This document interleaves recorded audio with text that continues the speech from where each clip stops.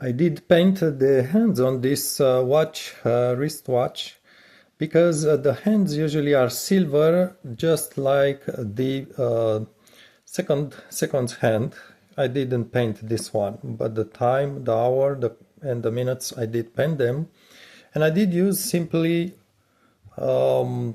just a regular nail polish, right? So just from actually thrift store. Perhaps you can tell the color of this is actually a fluo. I would call it maybe pink, fluo pink, a little bit of orange, but it's more towards pink. And the reason for this is strictly because the silver hands just don't show well in certain light conditions. Actually, even in very bright sunlight, they don't show that well, at least from a distance.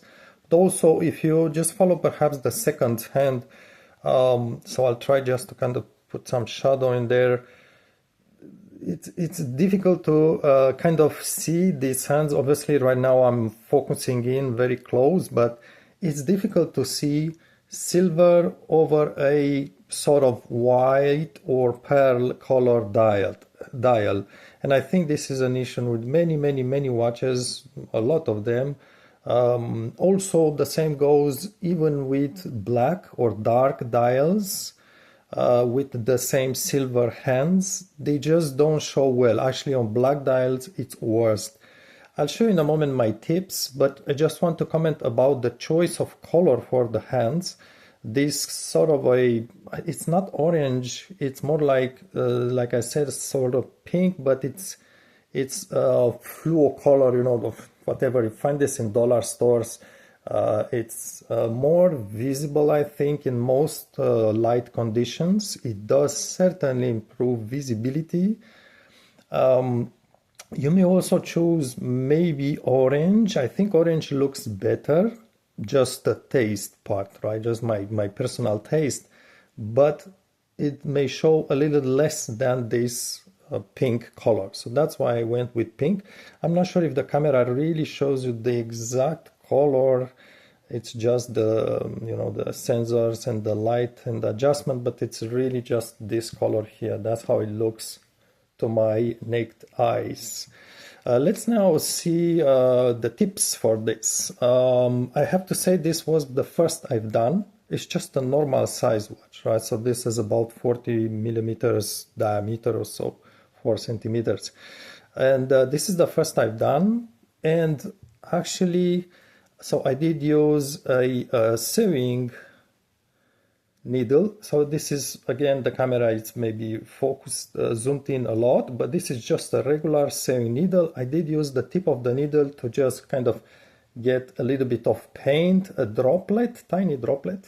However, what did help me a lot, and I do warmly recommend, don't start doing the hands right away. Practice with something else. So take a little bit of paint of nail polish on a needle, and then maybe use a small wire. If you have a tiny wire, just something that it's similar perhaps to a hand, or use another needle and just try to draw a line on that other object before you go to the watch itself, because it will just show you the problems, the difficulties, and it just gets you to just practice your hand movement and observe a little bit how it's going before you try it. Because once you touch with nail polish a hand, it's a one try. You cannot try it twice. You cannot not clean it.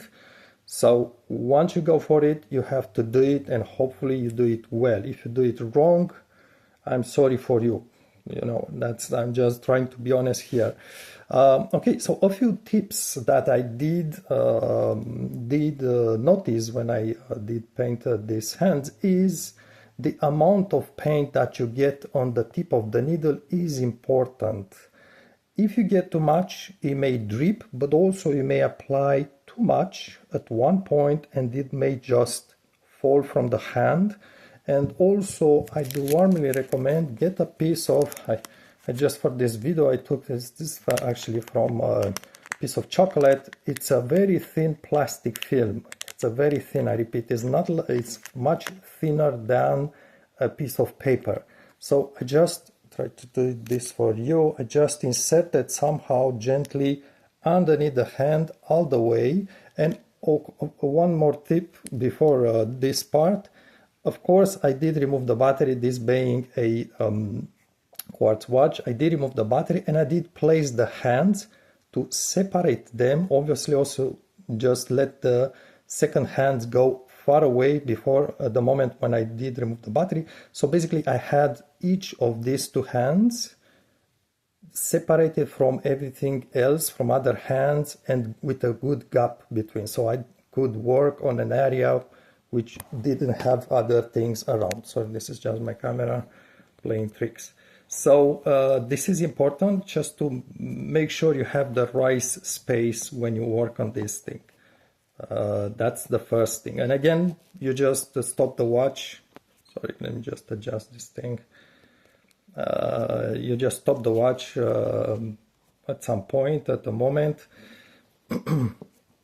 And then when you have enough space around the hands, you go for it.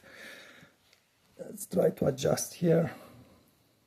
So this is my first tip. The second tip is, again, make sure you place this underneath the hand that you are working on and try to observe on another piece of metal how much paint, I call this paint basically, it's lacquer, but hey, how much paint you need to put on the tip of the needle, and then to spread it, you will need to spread it all along. Notice I didn't go all the way, so I did stop at some point here, but at the tip I went all the way, so I did start here, and you need to actually take the exact amount of lacquer paint to give it one coat from one point to another one full single line of lacquer. This is important. So if you have more paint at the tip, when you arrive at the end, you may put too much paint at the very end. So you need to spread it uniformly, and for this you need to use a very precise amount of lacquer here. And again, that's why you want to try first on something else. So it's going to be a single move. You touch it and then you spread it. Also notice the position of the droplet on the tip of the needle. So if the droplet stays at the top of the needle, you may not be able to actually get that lacquer to touch the hand and spread over the hand surface at the top of the hand. So it's important also to see how it works, where to place that droplet. Maybe on the side of the tip of the needle is better. But again, you need practice, and I'll let you discover that thing. Also, you do place this small sheet underneath to protect the dial from any paint. But be careful, if you ever get any paint of this paper, when you are going to move it around to remove it from there, it may smear underneath the needle. And that's not a good thing, because the needles need to kind of cross each other. So if there is paint underneath the needle, it may touch the other needle when the watch is working. So it may kind of cause a problem. Also keep in mind, I believe the minute's hand goes, I say needle, but it's hand. The needle's hand goes above the hour hand, I believe. It's something like this, or the other way around. So you don't want to get, let's say this one will need to pass underneath this one. You don't want to get too thick of a paint on it, because if it's too thick, the distance between the two is very small, and again, it's going to get stuck and blocked between them when they arrive underneath each other.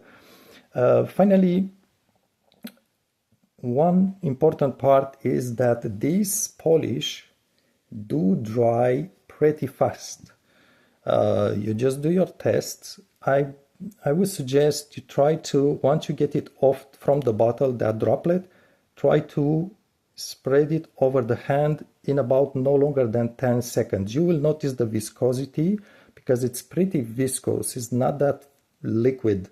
So you will notice the viscosity of it.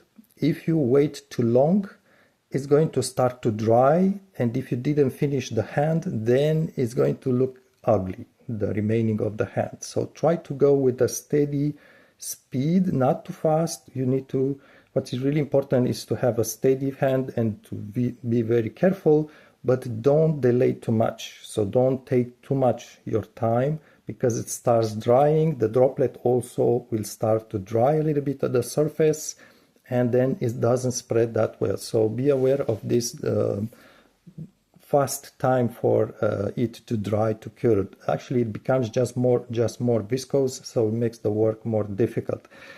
And again, I'm just saying this again, you need to try to do a single strike try to start slightly away from the center here, not so you don't get paint in between this area here. That will cause you certainly a problem. So you don't get too much paint at this starting point either, because it can leak back and spread inside the pivot, and then you basically lose your watch, right? So with a single strike, try to finish the hand in one strike. Why? Don't try to do two strikes to say, okay, I'm going to get a little bit of lacquer, I'm going to do half the hand, then I'm going to my bottle and I'm going to take another bit of lacquer and continue the rest of the hand. Don't do this, because in between the two strikes is going to look bad. It's going to be too much paint, or Also, finally, my final suggestion, do not try to correct something. If you feel you put too much paint, the lacquer is too thick at some point, don't try to correct it unless you really need to correct it, because any correction, the lacquer will already be a little bit too dry, too viscose, is not going to work well. You're not going to get a better looking result. So that's why I'm saying test before, practice before on something else several times. Try to do one single strike, give you the good thickness, good appearance, and hopefully you get a good result. I'm very pleased with this. I find it's okay, and perhaps I can show you, maybe, let's see if the camera will, the thickness. Not sure, no, the camera doesn't really. So this is about the thick, obviously it's just at the top of the hand, right?